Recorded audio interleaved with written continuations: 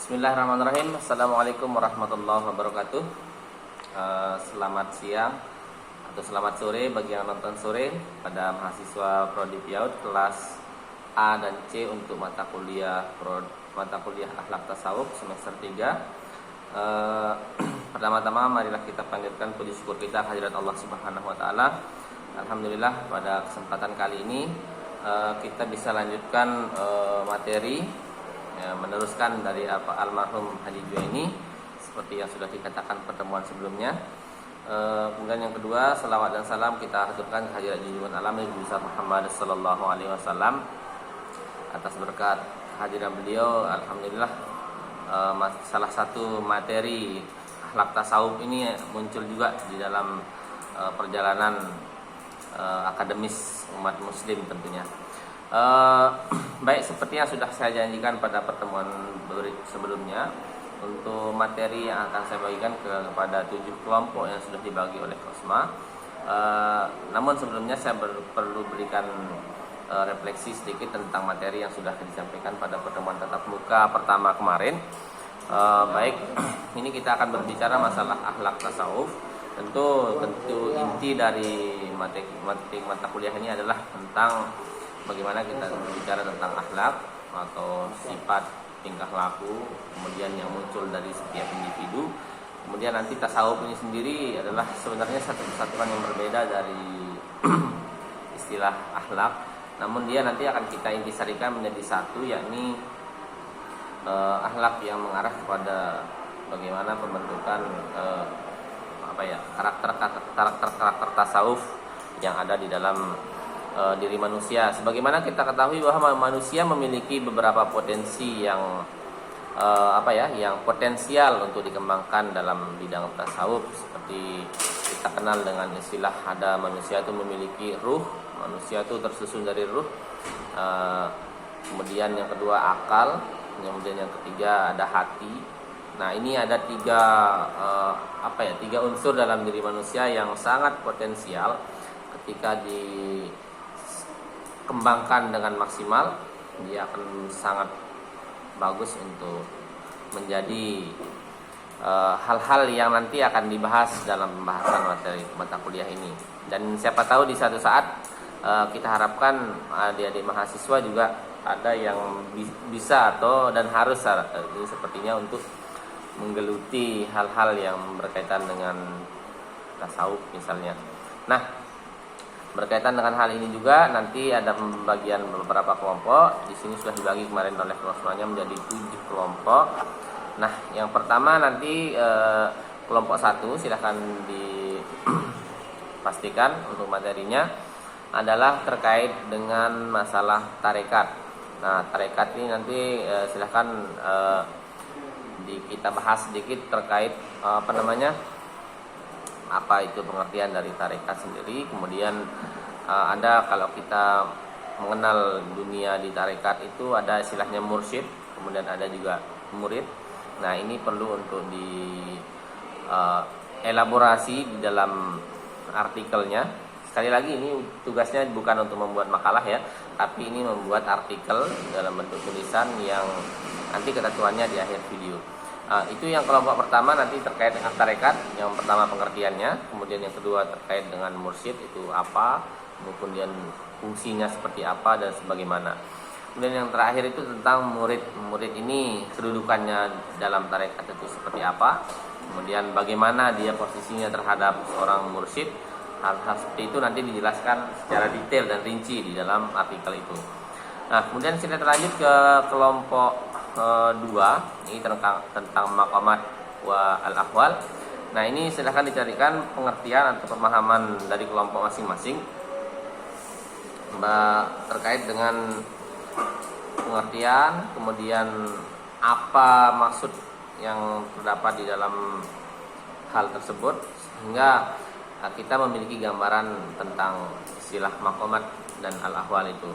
Nah, selanjutnya adalah nanti kita akan masuk kepada bagian-bagian dari fikih, tapi kita akan fokus terhadap akhlaknya. Nah, yang pertama nanti kelompok 3 dapat materi tentang akhlak yang muncul dari salah satu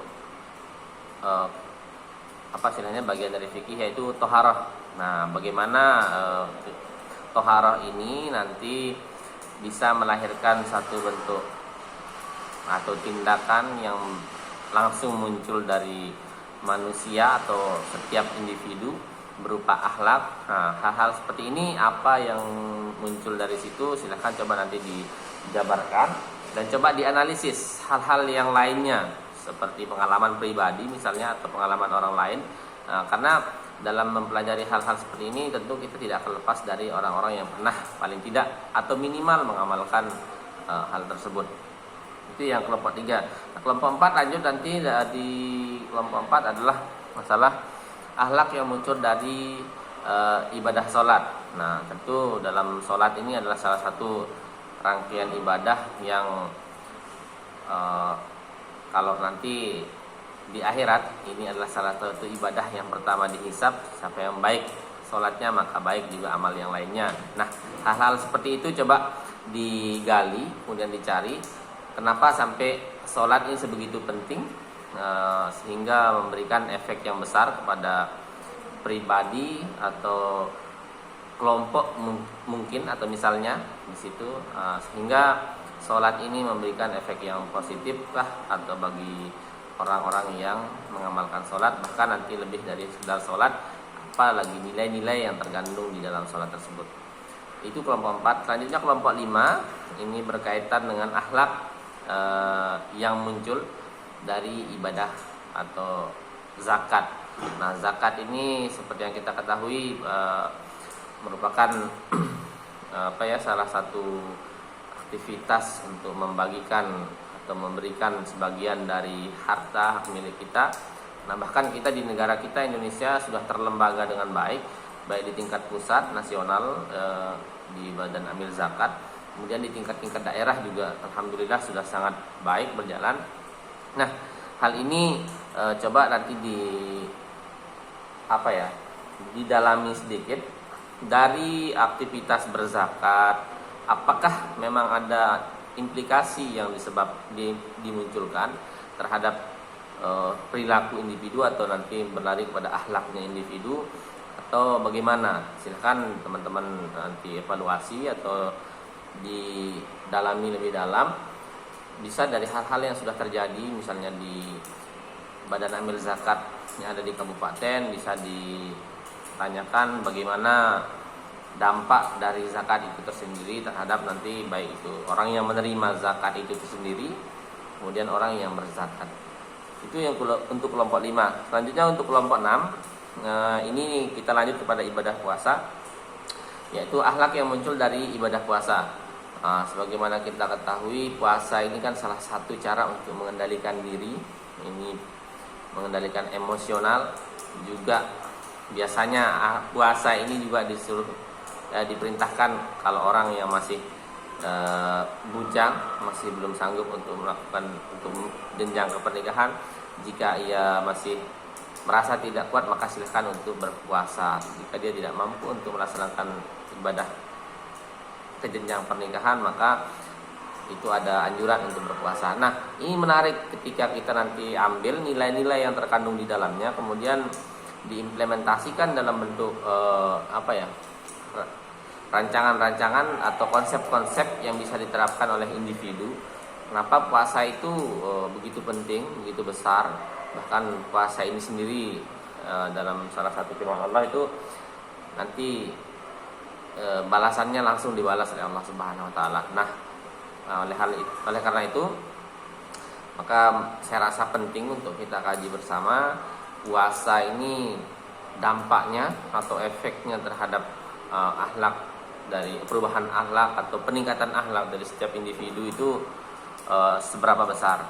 Itu untuk kelompok 6. Untuk yang terakhir nanti kelompok 7 kita coba lihat atau akan bahas ini terkait dengan haji, akhlak yang muncul dari ibadah haji. Nah, sebagaimana kita ketahui bahwa ibadah haji ini merupakan salah satu refleksi sejarah dari perjalanan Nabiullah Ibrahim, kemudian istrinya Siti Hajar dan anaknya Nabi Ismail alaihissalam. Ini ada beberapa peristiwa-peristiwa penting yang di sana terjadi, misalnya seperti sa'i yang dilakukan berdasarkan dari sejarah bolak-baliknya atau larinya Siti Hajar mencari air ketika Nabi Ismail masih bayi. Kemudian nanti ada juga sejarahnya sumur air Zam-Zam dan lain sebagainya. Ini kalau kita membahas masalah haji ini tidak lepas dari masalah sejarah yang erat hubungannya dengan Nabi Ibrahim, Nabi Ismail dan ibunya Siti Hajar pada waktu tersebut. Itu yang kita ingin lihat nanti dari beberapa proses itu. Saya harap muncul minimal 7 artikel terkait dengan terkait dengan akhlak dari beberapa ibadah yang ada di keseharian kita sebagai umat Islam, dan mudah-mudahan ibadah yang belum kita dapat laksanakan ini semoga bisa kita laksanakan juga di waktu yang akan datang. Nah, itu dia. Untuk ketentuan tugas seperti kelas-kelas yang lain, silakan dibuat, dicatat. Untuk tugas ini dibuat dalam bentuk artikel minimal 7 halaman. 7 halaman, kemudian menggunakan margin 3 kiri, 3 bawah, kemudian 2 di atas, 2 di kanan. Kemudian menggunakan kertas A4, kemudian menggunakan huruf Times New Roman, ukuran hurufnya 12. Ini ukuran huruf 12. Selanjutnya nomor halaman di bawah. Kemudian selanjutnya menggunakan catatan kaki. Jangan menggunakan daftar pustaka nanti. Cukup menggunakan catatan kaki. Yang di halaman depan tidak perlu menggunakan cover, langsung kepada isi. Cukup ditulis nama kelompok, kemudian nama, kemudian NIM dan kelas, seperti itu. Untuk tugas ini dibuatnya per kelompok. Cuma untuk setiap individu wajib membuat artikel masing-masing. Artinya materinya misalnya kelompok 1 terkait dengan tarekat, maka kelompok 1 itu membuat tentang tarekat. Tentu dari misalnya ada 7 atau 4 orang di kelompok itu, maka setiap orang itu membuat masing-masing 1 artikel. Jadi walaupun kita punya materi sama, saya yakin Anda juga memiliki potensi yang lebih dari hal sekedar kelompok. Maka saya rasa tidak akan pernah sama materi yang dibuat oleh setiap orang. Oleh karena itu, misalnya kelompok 1 ada 4 orang, silahkan membuat materi tentang tarekat itu ada 4 materi artikel. Oke, seperti itu. Dan selanjutnya sampai ke kelompok 7. Oke. Mungkin ada yang lain nanti yang belum jelas terkait dengan ketentuan tugas. Oh ya, satu kelupaan. Tugas itu nanti dikumpulkan dalam bentuk printout dan file, soft file yang dikumpulkan di Kosma. Ketentuan untuk tugas yang 7 halaman ini adalah halamannya tidak 1 halaman 1, tapi dia menggunakan bolak-balik biar irit kertas. Halaman 1, halaman 2 di belakangnya sampai dengan halaman 7, seperti itu. Jadi kurang lebih ada 4 atau 5 halaman. 4 halaman lah minimal, itu nanti ada terkumpul bentuknya dalam bentuk artikel. Untuk pengumpulannya nanti adalah seminggu dari video ini ditonton. Seminggu dari video ini ditonton dalam bentuk file yang Word digabung menjadi 1 di Kosma. Kemudian dalam bentuk hard copy atau yang sudah di print out, 1 orang 1 tugas, seperti itu. Nah, untuk tugas semester kita nanti seperti biasa, sebenarnya kalau di mata kuliah yang saya ampu itu menggunakan wawancara. Namun kayaknya seperti tahun ini, untuk semester ini kita nanti akan fokus kepada tugas semester yang berkaitan dengan ada 2. Kita akan minta nanti teman-teman membuat biografi minimal 20 halaman. Ini ada pertama tokoh Sufi Imam Al-Ghazali yang kita akan ambil biografinya dan ajaran-ajarannya yang dibawa atau yang diterapkan atau yang masih berjalan sampai hari ini. Kemudian yang kedua adalah tokoh Sufi Syekh Abdul Qadir Jailani dan ajaran yang disampaikan, dan apakah ada juga sampai hari ini yang mengamalkan hal-hal ajaran-ajaran tersebut. Nanti bisa kita kaji di situ. Nanti teman-teman akan punya 2 tugas, akan saya bagi. Jadi kita akan mencoba membuat bukan biografi sih, semacam biografi singkat lah dari 2 tokoh yang terkenal dalam bidang tasawuf ini. Nah, ini yang perlu disampaikan terkait mata kuliah akhlak tasawuf untuk selanjutnya. Kemudian nanti untuk model presentasinya adalah langsung setelah jadi artikel ini, silahkan setiap kelompok seperti biasa untuk membuat satu video. Misalnya kelompok 1 ada 4 orang buat videonya masing-masing, penjelasan terhadap materi yang dibuat artikelnya, kemudian digabung jadi satu video, sehingga dalam satu kelompok itu ada satu video utuh gabungan dari 4 orang atau 5 orang setiap kelompok tersebut. Nah, waktu pengumpulannya juga sama, dari sekarang dihitung 1 minggu. Jadi sekitar hari ini hari Selasa, paling terlambat hari Selasa depan sudah terkumpul untuk artikel dan videonya sekaligus. Jadi tidak ada perpanjangan atau tidak ada masa-masa membuat alasan. Mulai hari ini langsung dibuat dan diselesaikan. Saya rasa jelasan yang jauh juga tidak ada halangan, karena video bisa dikirim dan bisa diedit jadi satu. Oke, demikian itu yang perlu disampaikan untuk tugas akhlak tasawuf semester 3 kelas A dan C. Demikian disampaikan. Wassalamualaikum warahmatullahi wabarakatuh.